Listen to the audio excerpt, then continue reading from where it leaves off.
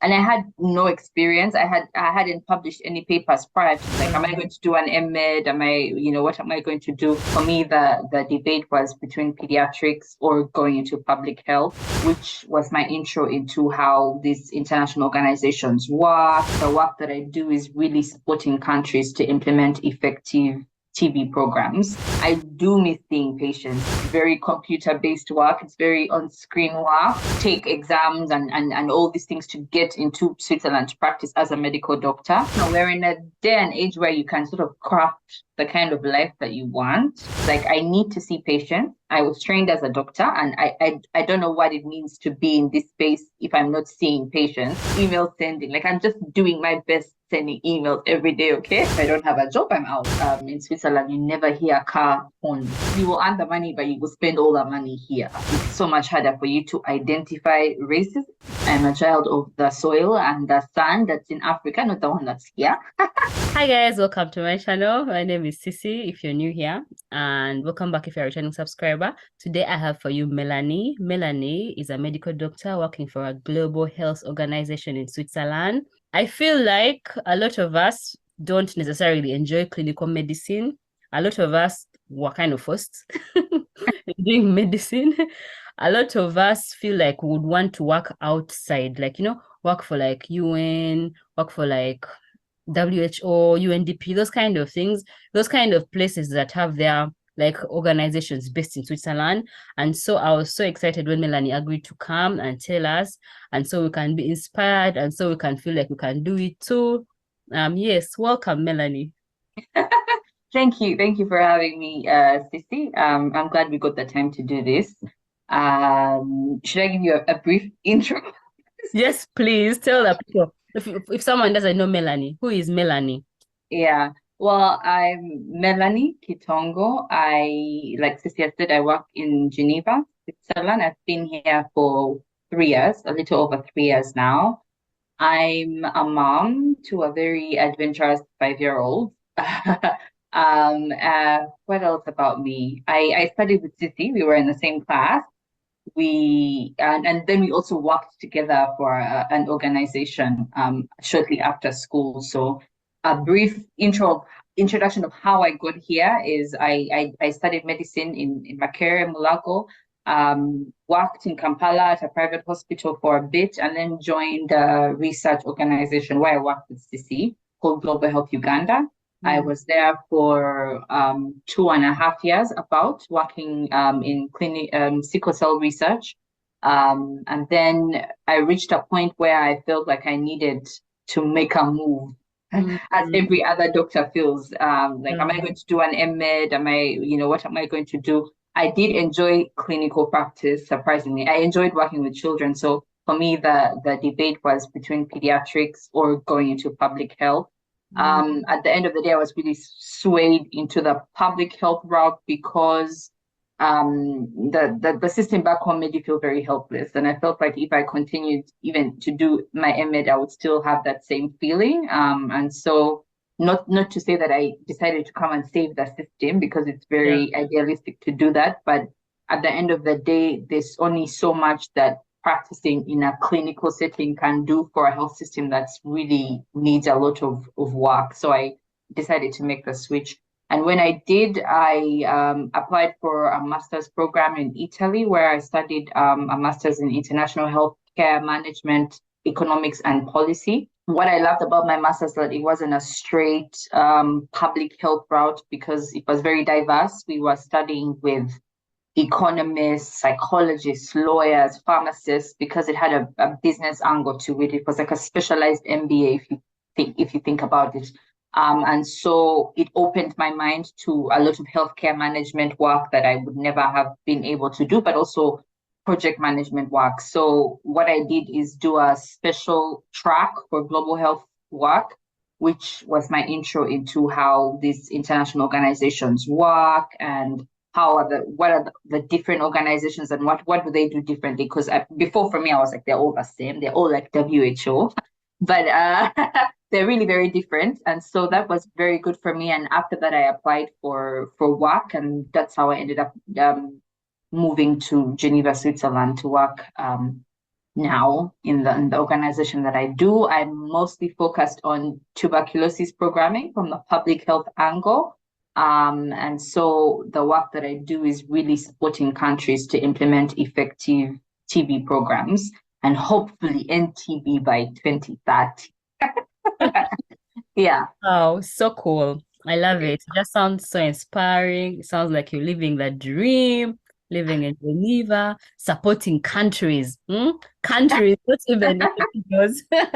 So I guess that's the whole reason why someone will go for public health is that you want to go at a higher level for looking at the root cause of problems, because otherwise the kids will not stop coming in coughing, coughing, coughing, unless you find out why. Yeah. Maybe why is their air polluted, or why is, there are always these higher levels. So would you say that you feel more fulfilled in the work that you're doing now than you did back then of seeing one-on-one patients? Yeah, I feel like the fulfillment is different. I do miss seeing patients because I actually really enjoyed it, and you felt like the work that you had was immediately in front of you, and you do the best that you can for the patient that you have in front of you, and then you move on to the next, which is very different from for public health work, because it's basically ongoing and it's almost like a learning, a relearning, and updating, and so it's a lot of it's very different. That level of fulfillment that you get is not very instant as you would have as a clinical practitioner. It's more long term because so I find that for public health work, there's two different levels to it. There's the bulk of public health work actually happens in countries, in places where the programs are run, right? But the kind of work that I'm doing is more at the policy level, at the guideline development level. And I work for a funding agency, so agencies that fund public health programs. And so at this level, it's always trying to find the best evidence that you have for the most effective programs that will bring out the better health outcomes. But then what makes the work interesting is the way that that applies to the different countries is very different. And so you have to take into consideration different contexts and how that would move, right? So your fulfillment to say is not today or tomorrow. It's like in 5 years, this program was not doing as well, and they've really moved, and they're finding all these people, and they're putting them on treatment, and they're getting treated successfully. Then you can say, okay, I'm a cog in a wheel of a big system, but maybe something is working, right? So it's the kind of fulfillment is different. But I think, yeah, I enjoy the work. I think the only downside for me is it's very computer-based work. It's very on-screen work, which is what's different from working in a hospital setting. That's the downside I find. But yeah, you can find fulfillment in the work that you're doing. At least I do. Yeah. Working in the office, like it has Yes. this feeling. Yeah. It But had the office feeling, which was very, very nerve-wracking for me at the beginning because I was like, I don't know how this is. Like people are constant, and I still am quite reserved. So I was, they're open offices. It's not like you're closed in a door. It's like there's 6, 7 people all around you. Like there's a chit chat. I'm like, yeah, I know how. And I'm like, I don't know what I'm doing. I'm trying to figure it out, but No, I love that. Personally, I love it because in you my do. job currently, yeah, it has that same office feeling. Like there's hot Yeah, desks, there are yeah, hot yeah, stations, yes, yeah, and then there's chatting at the water coolers. yes. And yesterday, I was in work last week rather, and someone walked in and said, "We look like we're in a sitcom. Like we will look like the office sitcoms." Yeah. And yeah, anyway, so I also wanted to ask because I feel like there's a bit of a dilemma that happens with people who go to public health and then are missing clinical work. And yet at the same time, when you're in clinical work, you kind of want to you want that office look, you're tired of being in a doctor's room Yeah. yourself. So is there a room, do you think, for you to have both? Is it possible Yeah. to have a career where you kind of have like a hybrid of maybe seeing patients one day a week and then Absolutely. And I know a couple of people that I've interacted with that are medical doctors. They actually are a lot of doctors that are working in Uganda that are doing public health work.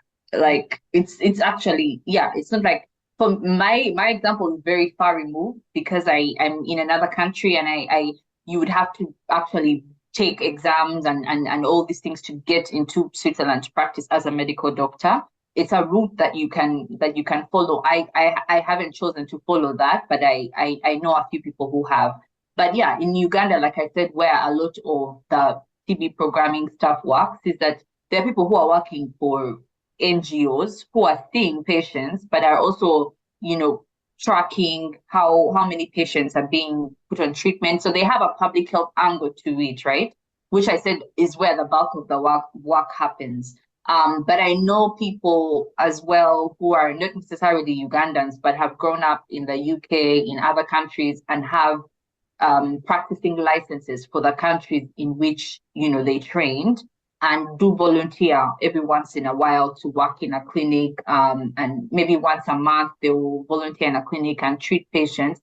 Keep in touch with that side of things, because you will forget, honestly. Like, as much as no one is super, like, and things are always being updated, like stuff changes, protocols change all the time. So if you're not staying in touch with that area, it will very easily leave you. So people do volunteer in these settings. They do volunteer in places, and they will do camps. They will go to the places that train them and will volunteer while still doing this work. So it's possible to do both.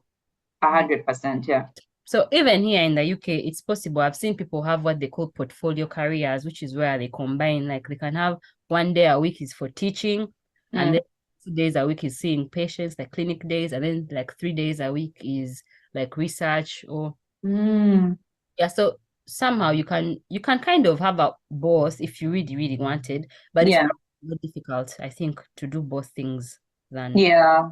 I would think so, but I feel like it's really up to the individual and what they think, what they find fulfilling in life. I think because I don't know, we're in a day and age where you can sort of craft the kind of life that you want, and we should not be tied down or boxed into, like, you must do this thing and do it alone or do the other. I think, yeah, there are ways that people find fulfillment, and if for you it's like, I need to see patients. I was trained as a doctor, and I don't know what it means to be in this space if I'm not seeing patients. You can craft a life for yourself that allows for you to be able to see them when you choose to do that. I think in hospital settings it can become very overwhelming. I think if you're doing, like, seeing patients and then you're doing research and then you're doing that, like, but if that's a life that you want, I don't judge. I like peace. So yeah, but yeah, I think, yeah, it's possible. That brings us nicely to a question that I had from a viewer who actually was a client of mine, one-on-one, because I do one-on-one for, if you want to talk to me, just not for medical advice, but maybe working as a doctor in the UK or things like that. And so this person was confused.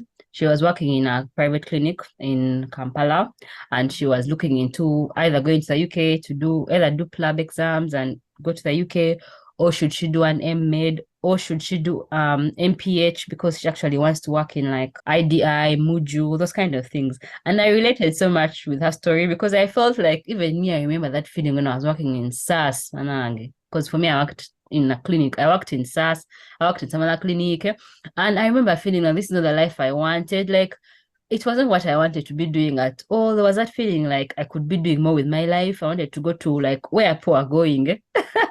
I applied, I dropped my applications, but I didn't get. And so she's at that point in her life. And I remember telling her that I know someone who's exactly doing what you want to do.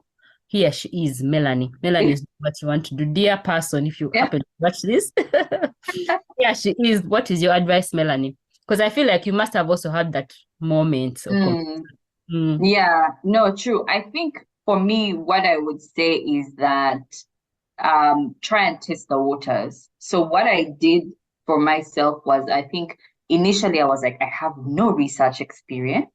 I really need to get some kind of research experience, or like a foot into what that is like. And I was working in a hospital at the time, and I applied to the NGO, that the Global Health Uganda, to get into research. And I had no experience. I hadn't published any papers prior to that, so I was actually very nervous about going into that space. but I did my research, I did the exams that you need to do, the tests that you need to do to allow you to conduct clinical trials. And then I was there. And then once I was there, I get the experience. So I think a lot of the time, one of the paths that you can take to get a foot into what you want is just try and experience it. So apply for a job in that field that you want. It doesn't have to be the most technical role. It's just for you to understand what that is like. And for me, when I was doing initially at Global Health Uganda, I was still working at the hospital, and I would work nights in the hospital, and then I would work day at the clinic and nights at the hospital. And that was exhausting. It really was. But then what became very clear to me was that I just didn't want to do the hospital work anymore. I was like, I like regular hours. I like to sleep and wake up and then go to work and then come back in the evening. So I'm not going to work night. So then I eventually quit that job, which I really loved and I enjoyed. But I was like, okay, now I'm getting answers to questions that I had, right? So one of the things that you can do for sure is try and experience the things that you can, if you can, right? And the other thing that you can do, if you find it necessary for you, is to then pursue an education can always help you make the switch, right? And it's a very expensive path to take if you do take a path and then you're like, I don't really like this. But the thing I like about education is you can always apply it somehow. It's never a waste of time, right? So for me, what I did, I knew for sure, okay, now I have this research experience going on, but I really want to do public health work. And I don't know, we had a few things that we learned in med school about project management and making proposals and all of that.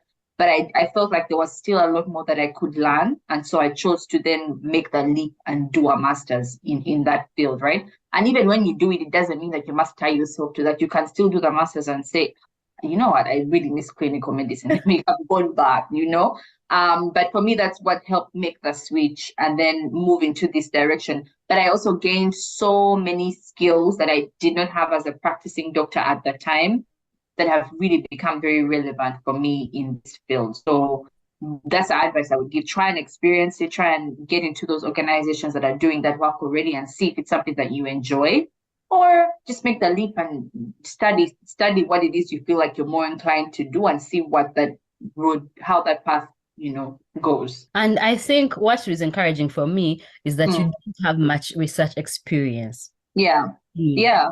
You are not like Kenneth, who Kenneth has come to my channel before. I'll link his video up here so you can go and check it out. But Kenneth was doing research from like first year research, there are those people who had published papers. Yeah. Like by the time we're graduating, they've already published how many papers? You're like, Manang. So don't be intimidated, even though you haven't, you can always learn. And you can always apply for the MO jobs, because we were both research MOs in global. And even me, it was like my first research job. I think I hadn't done anything before like that. I was in research and writers club, but then we were not really, it was just a club. Yeah.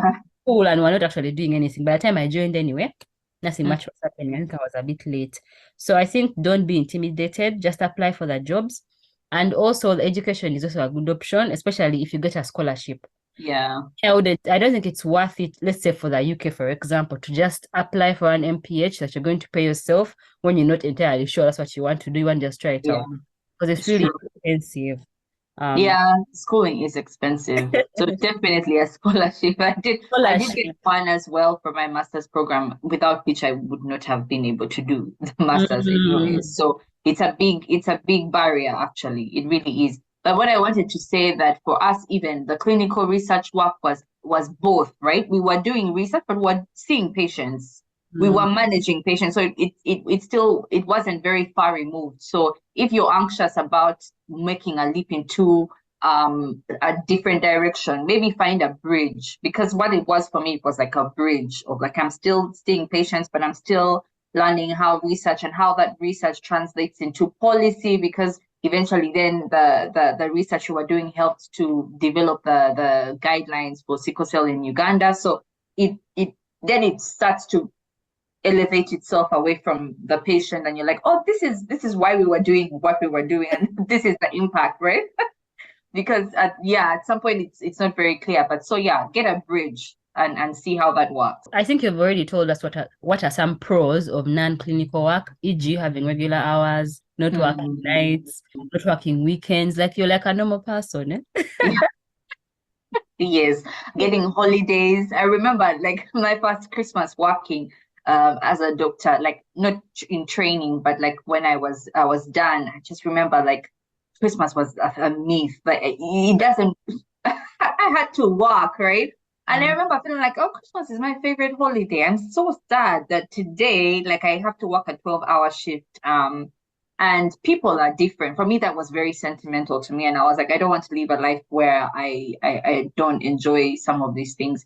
And not to say you don't get time off, but the scheduling is very different. And for me, it was a big thing that I get to live life like Like a normal person. Like, because remember that like your children are definitely going to be having those specific hours for yes, until they're 18, you know? yeah, So for at yeah, least 18 years of your life, you're not going to be sure if you can be there for Christmas. And that's yeah. the situation that I am in personally right now. Because Mm, because I'm a trainee, or even if I'm not a trainee, well, even when you're a consultant, still there's still a rota of you might be the consultant on call. So as the right. consultant in psychiatry, you don't go there, but still you would be on call. So probably you can't leave the country.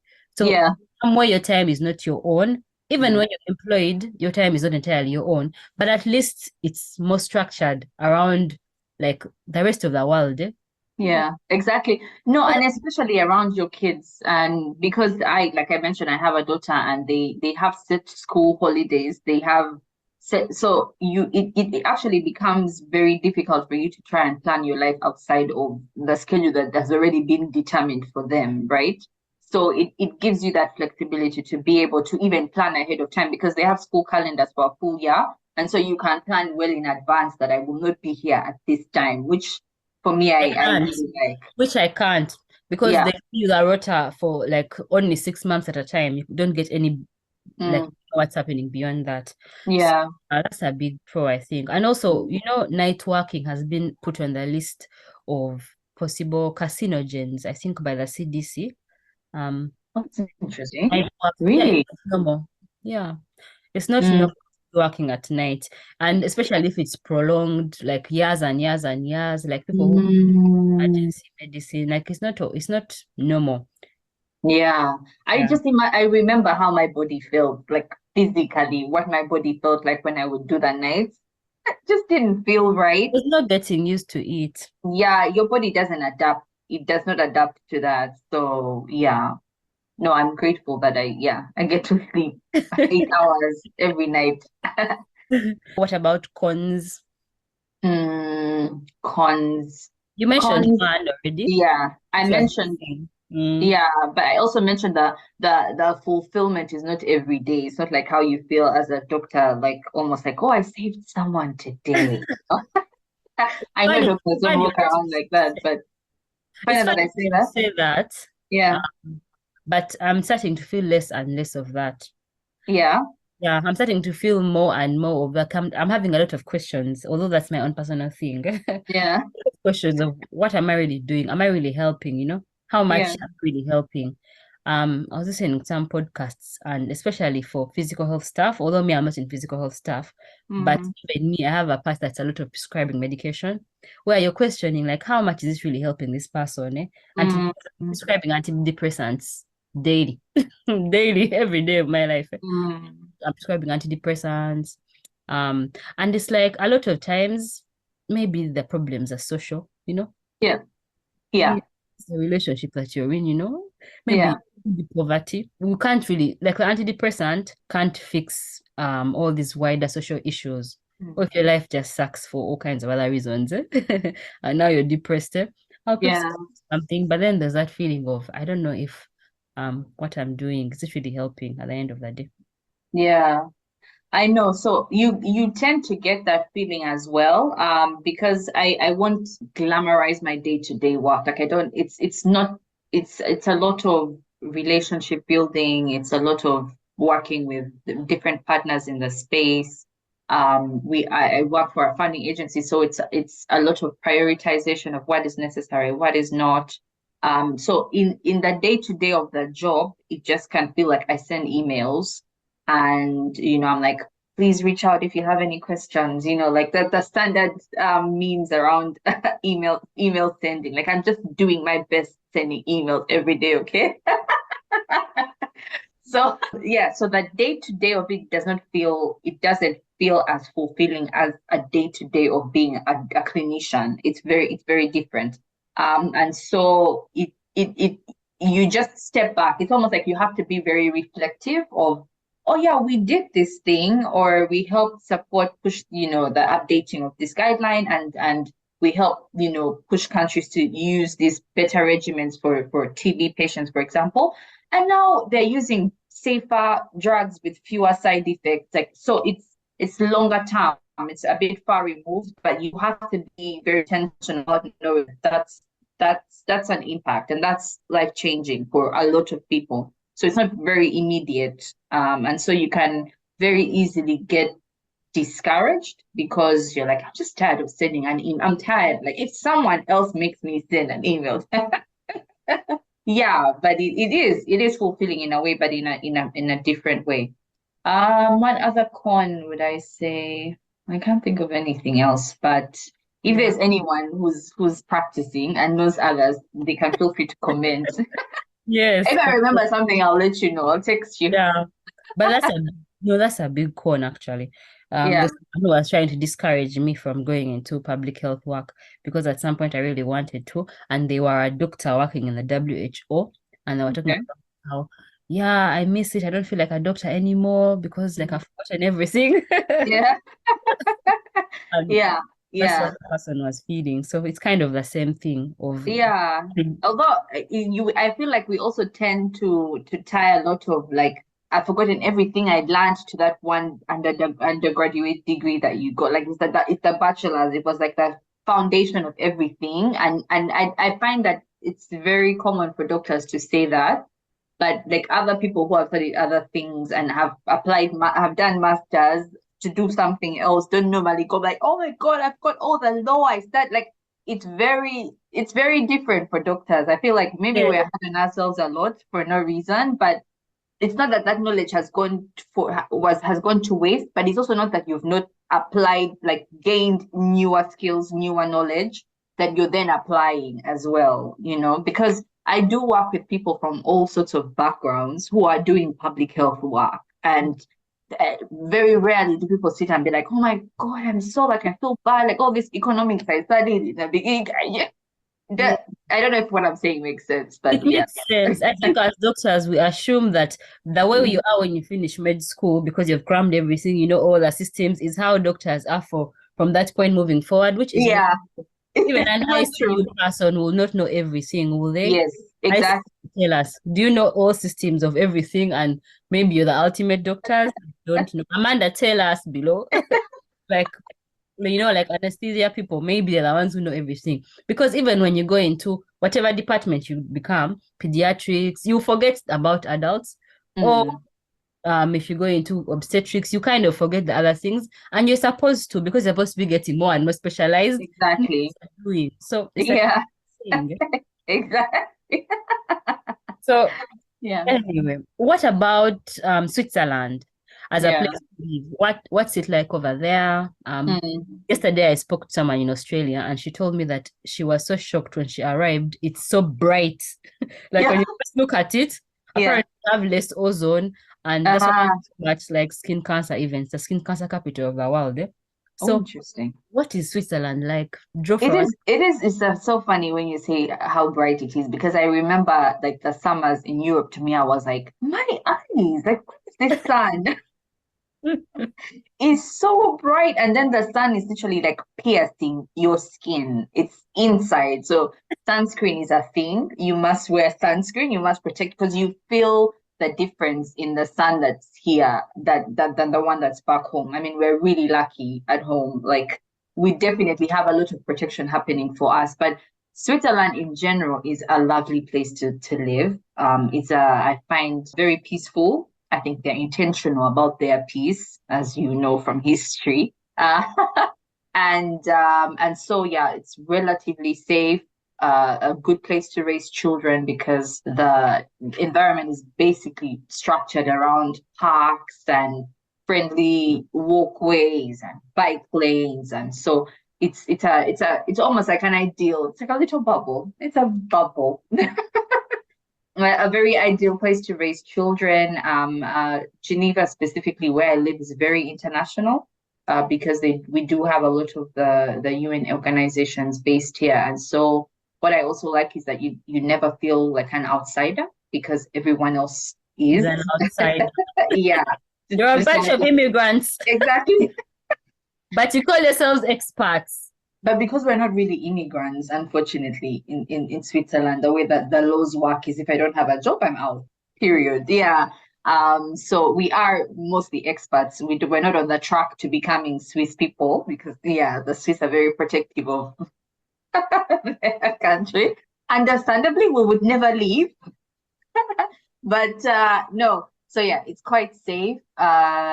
It's a federal state in the sense that it's very federal. Every canton, which is like every city, basically has their own laws that govern them, which is very nice because it's almost like the power is closer to the people. They do a lot of referendums to pass stuff, so it feels like they're in charge of, they're really in charge of their healthcare. Everything that happens to them is very close to the people, which I think is a really nice way of governing. It's a very stable economy in the sense that the financial system is really in place and you won't have a lot of fluctuations in currency. It is a very expensive place to live. That's a con for Switzerland, but understandably so because there's so many amenities that are in place. The public transport is on time to the dot. Like 1 minute late is late. Like the bus was late. So yeah. And so education is free for children. My daughter does go to a public school that's but it's a good school. The facilities are good and they're close to home. I walk her to school 2 minutes and then I walk back.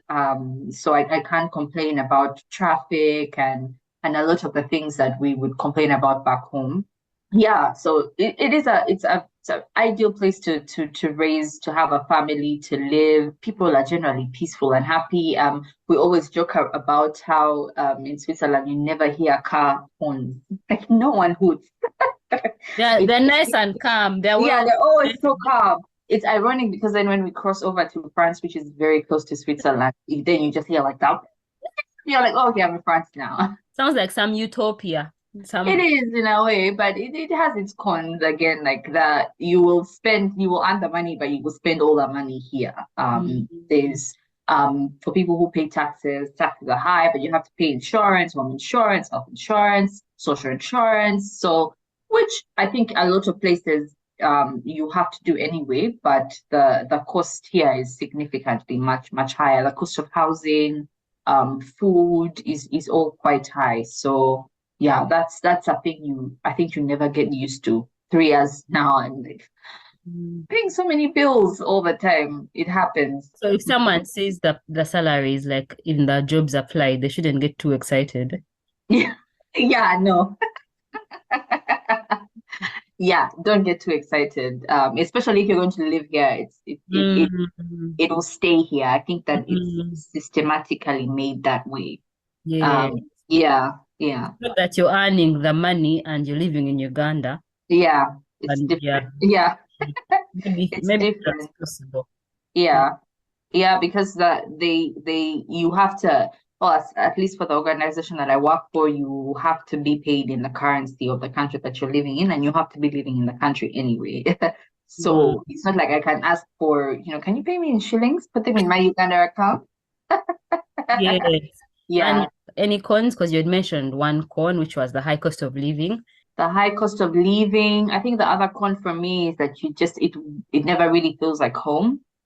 As opposed to people working in other countries for Switzerland. I think at least for my specific path, which is international health organizations or international governmental organizations, and the way it's structured here is that you're not really on a path to immigration or to citizenship. So it always feels like I'm just here for a while and I will go away. And so that feeling translates a lot in social interactions. Sometimes people are not as, I want to say deep, but that's not the right way to say it. But there's I a think sense of that's it. like, there's a sense of We're like, I passing might not be through. here next year.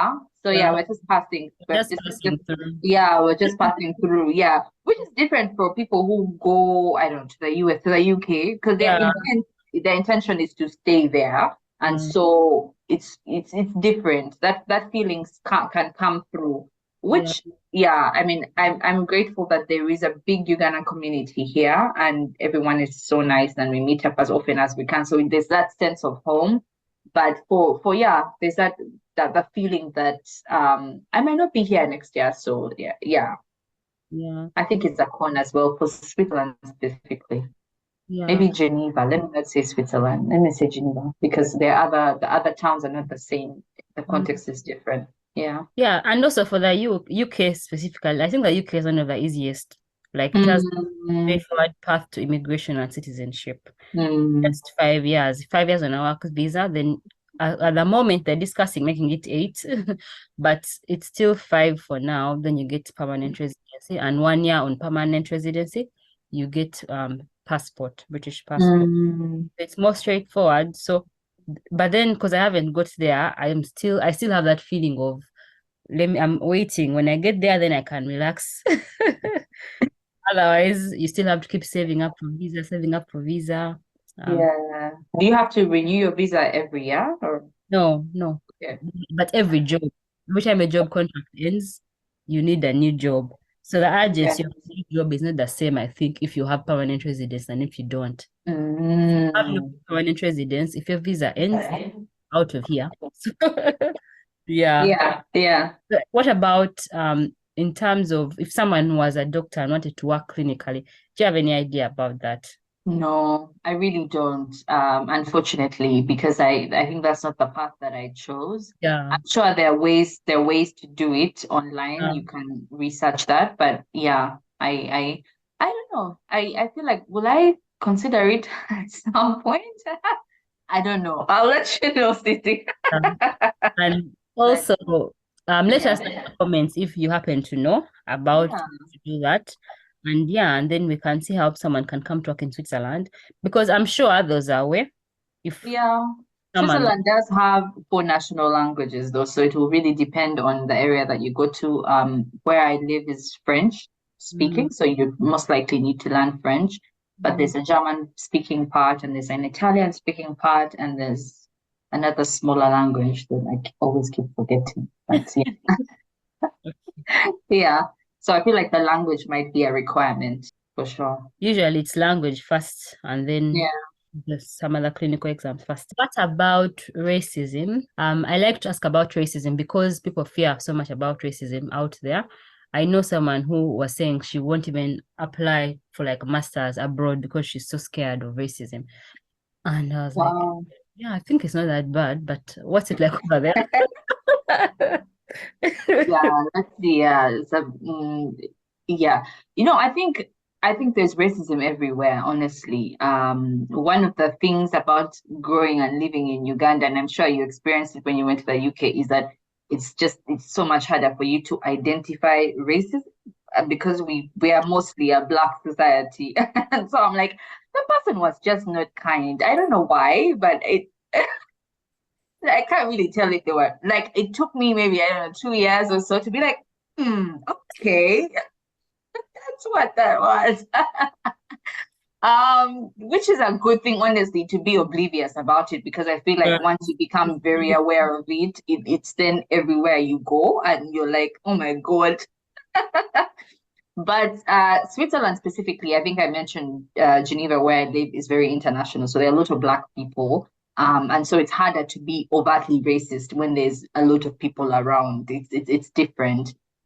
You might notice it in offices that you work for. People will have these microaggressions towards you. I have experienced some, but not to a scale that has made me lose my peace. It has been very micro, a comment that someone has made when I got onto a bus.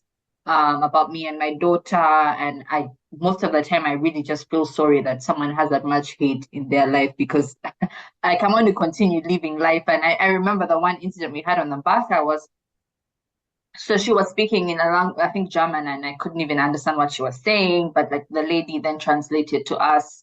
She was saying how we should go back to our home or whatever, and she was so mad. Like you could see the mad, like she's so angry in her face. And for me, the immediate reaction was like, I just feel so sorry for you that you need, like, because I'm going to go home and be fine. You know what I She can go about her life and be okay. So I haven't had experiences that have made me feel unsafe. I haven't had experiences that have made me question whether I should be here or not. But I think that's largely because of the nature of the community that's around, and everyone is foreign here, and so it doesn't apply that much. While I was doing my master's, I ironically was renting in an apartment that was opposite, like the far right Italian political party that are known to be really racist. And I remember the landlady said to me, you just walk around with your passport, just tell them that you're a student, like always like justify your presence here, which I never had to do, not once. I never once met a person who was like, what are you?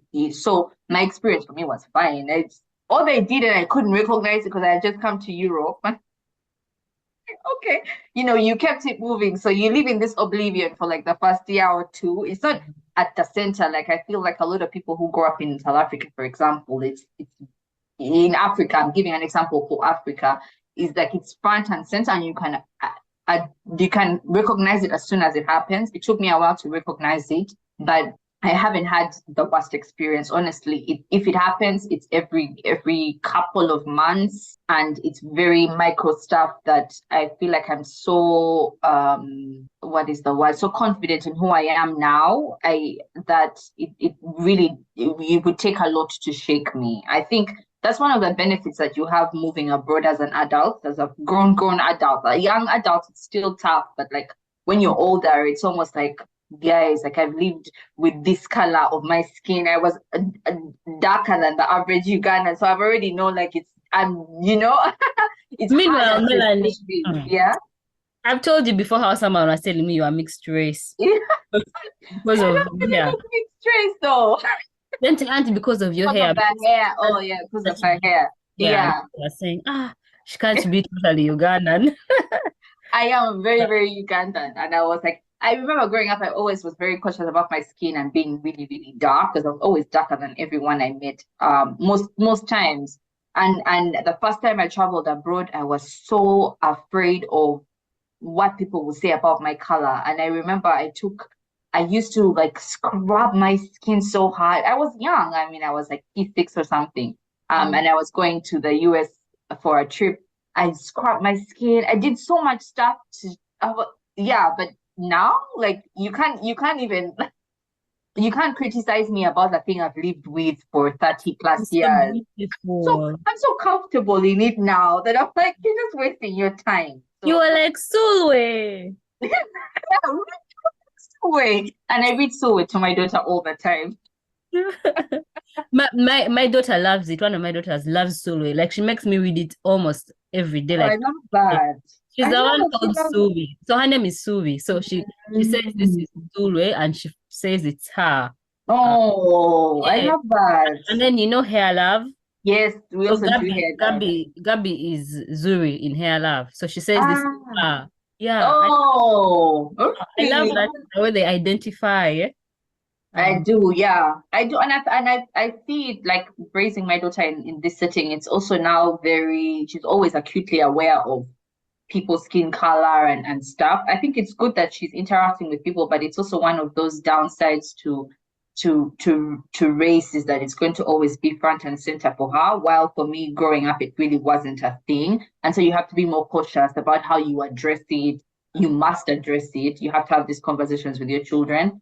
But it was very different for me growing up. And so coming here as an adult is, in conclusion, because I feel like I've gone about around in circles, but it's like the way you perceive things as a person who has lived in a certain country and has grown and are more secure in yourself and what you have to offer is very different as a child when you're very impressionable and people can say things that can be left, right, and center. And it's also a good time. I think 2023, it's a good time for people are more aware of the things that they say. They're more aware of the consequences of being ignorant and just saying what it is that you feel. So it's getting better, I think. I think also I agree with everything that you've said, and I feel like it's more, I think, I worry for our own kids than for ourselves. Yes. So Yeah. I feel like I also, for the longest time, did not even know what it meant when someone was being racist. Yeah. That's why we even did a drop-in session that I hosted, and the title was "Wait, was that racist?" Because a lot of Oh, times yeah. it Yeah. was like that's what you're like, was that racist? You don't Yeah. really. So we had a drop-in session with people discussing things that they're also not sure, like, is this a racist thing? So then you bring Mm. fellow people and we discuss and talk about it. There'll be Yeah. that it takes learning to know what, Yeah. which I think is a good thing. But you see now our kids, they'll probably know from the get to go because they've Yes. grown up experiencing these things. Yeah. Because even us who are back in Uganda, the effects of racism also reached us, like the colorism you're talking about. Yeah. And remember, it's something that you just reminded me now. I used to, because I have black gums. I have Mm. gums. So Yeah. I used to brush them so hard because they said in school gums should be pink, you know, like in the textbooks and even in class. So I thought that my gums, maybe they're dirty, so I need to keep on brushing them to be pink. And Yeah. so now, like my kids, one of them has also black gums like mine. Yeah. I'm very like I'm very aware of it, and so I want to make Yeah. if it starts coming up, we'll start telling her some people have this, some people have that. There's a book Yeah. called My Skin, Your Skin. I highly recommend. It talks about Mm. differences in people, how some people have one arm, some people have two arms. Anyway, it's nice. All in all, the racism is there, but it's not Yeah. something that's going to make you like pack your bags and go back home. And if Yeah. someone tells you to pack your bags and go back home, if you're in the UK, who are the original colonizers, of course, we're going nowhere. We came for our things.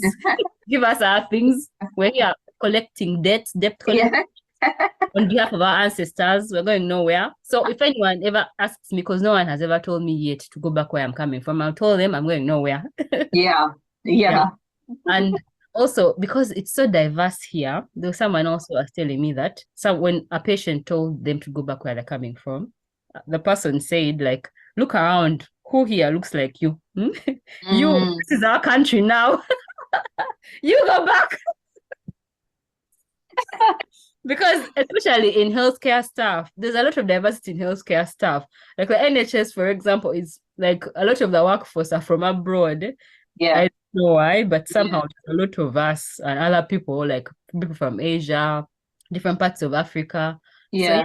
people are getting more confident in who Mm. we are as a people generally. Like Yeah. I think generally it's not just it's like a movement of all Yeah. Black joy and self-love and Black Lives Matter. It's a Yeah. nice time, I think. It's a good time, I think. Yeah, things will get better. I'm hopeful. What are your future plans? Do you hope to move back to Uganda? Or are you probably going to move from one organization to another in like another country? Mm. Do you have obviously no one knows the future, but Yeah. what are your plans? I hope to keep doing the work that I'm doing because I really enjoy it for the next couple of years. Do I want to go home? Absolutely. Like I'm a child of the soil and the sun that's in Africa, not the one that's here. So yes, I will. I will go back home in a hopefully in a couple of years. I haven't set that out. I feel like I'm just getting started.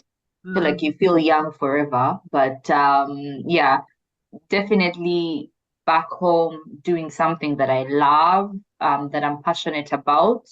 Hopefully, it won't be a 9 to 5 job that I'm doing at that time, but something that I've always wanted to do and hopefully have saved up enough money to get it started or find a way to have it run in a way that's fund Are you itself. going to So say what this is? What is it? I really don't. So because I'm still like figuring it out, and Mm.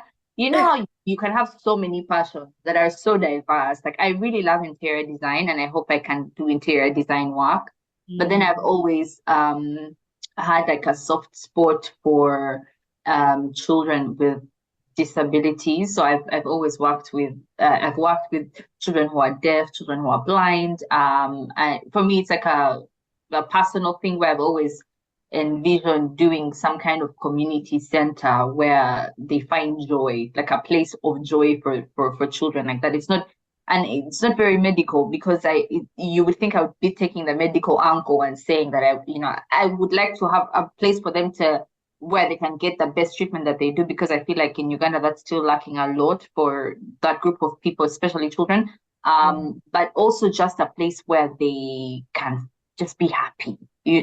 Some kind of community center where they can just share with people who are having similar experiences and how they're coping with it, and maybe have therapists on board, or different kind of specialists all in one center.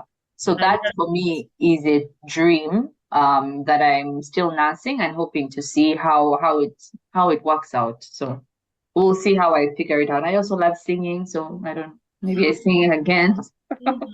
I All used over the to place, but I'll figure it out. Am I still singing? No, I don't. When I left Uganda, I stopped singing and I miss it so much. So yeah. Why don't you? You should do it. I Mm, should. I sure. will actually. I will. Now I'm actually being more intentional about these things, so I will. Sure. I'm in a phase of my life now where I'm doing things that I used to love. Like those things you used to love to do. Yeah. Just Yeah. you're like, but what happened? So Why did I stop? Yeah. I'm rediscovering myself and the Mm, things that I used to love as me, not yeah. as mom, Mm. wife, or just as me. And it's really nice. It's been really nice. I'm making bread even now, like I've put some So bread I in the rediscovered baking, and now I'm like, I used to bake a lot when I was in Uganda. Why did I stop? And so now I'm exactly. baking all the time. Yeah. Yeah. And you know how you want these kids to find joy. So you should also be finding the joy first as Yeah. you start helping others find their joy. Um, Agreed. what about, have you heard of Kwanzaa autism? Do you know that? No. Oh, yes, yes, yes, yes, yes, yes, yes, yes. I think I follow them on Instagram or something. Mm, I think they're doing yeah, really nice work. Yeah. yeah. Yeah. So I don't think So, we have a home yet, but I think those are the kind of places you'd want to be working with. And yes. I just feel like when you're describing it, I could see it in my mind's eye as well. A place Yeah. kind of art pieces like the one you have Yes. to, um, with like art assisted therapy, music Yes. therapy, Yeah.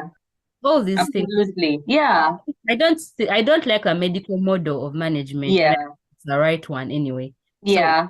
about is really the right way to go about it.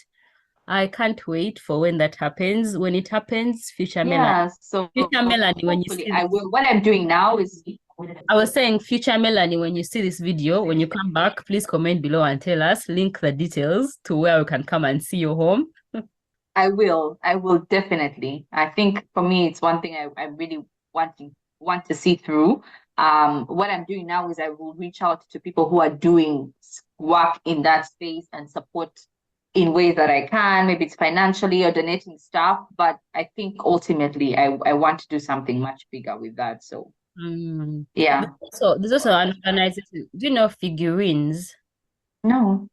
They do art assisted therapy Oh, where? In Uganda? in Uganda. Yeah, so it's it's like paintings. It's guided painting, but it's Mm, meant to be therapeutic for people struggling with like addiction and I think alcohol, substance misuse, yeah. depression, those kind of things. Okay. Yeah, they're on Instagram Yeah. as well. So I think, yeah, I think also the something I find that is really helpful in helping my dreams come true Mm. is in saying them out loud and telling people about them. Because Yeah. not getting all these leads. Yes. It's true, right? Yeah. Yeah, just saying this, and you've said so many things now to me. I'm like, okay, I haven't. Yeah, I hadn't. And then it's also helping form the dream even better because you're getting even different ideas as well. So yeah, I agree. Do you remember when we were in med school in pediatrics, those places we were going to visit for kids? There were some places we used to go and visit. Some homes. Yeah, yeah, we would visit homes. Yeah, I think we did the SOS visit, the SOS, Yes. yeah, Yes. village in Yeah. Kakiri. Yeah. Mm-hmm. Those kids are doing such nice work for you guys. Like they're really, I remember the different homes that they had. I think it was Yes. Kakiri that was really very well done, honestly. Yes. It had Yeah, the it was. cats. They had the huts. Yeah, it was cute. I loved it. Yeah. Yeah, so yeah, fingers crossed I get something out like that. We'll see. No, We'll I see. think you will, because that's not the kind of thing that comes from out of the blue. I feel like it's one Yeah. of these divine things that are those things that people say, and it's like a purpose, eh? Like one of Mm, the things that it's one of the reasons why you are brought into this world, eh? Because I don't mm, one purpose. I feel like each of us at different times has different things as to why we came, eh? yeah. Yeah. True. I think that's that. Thank you so much. If anyone has any questions for you, where can they find you? Oh, They can pass them on through you. I'm happy to answer them through you. You find me on LinkedIn. What else? I'm on Instagram. My account is private, so I wouldn't know. I wouldn't know the don't password. follow her. Yeah, Find but out LinkedIn, only yes, professional I things, have. not Yeah, like youngsters. Yeah. yeah, exactly. But no, thank you for this chat. It's been fun. And yeah, Thank keep you doing too. the good work you're doing for everyone. We appreciate. Thank you. And thank you for watching, guys. If you like this video, give it a thumbs up and see you in our next one. All Bye. right, bye.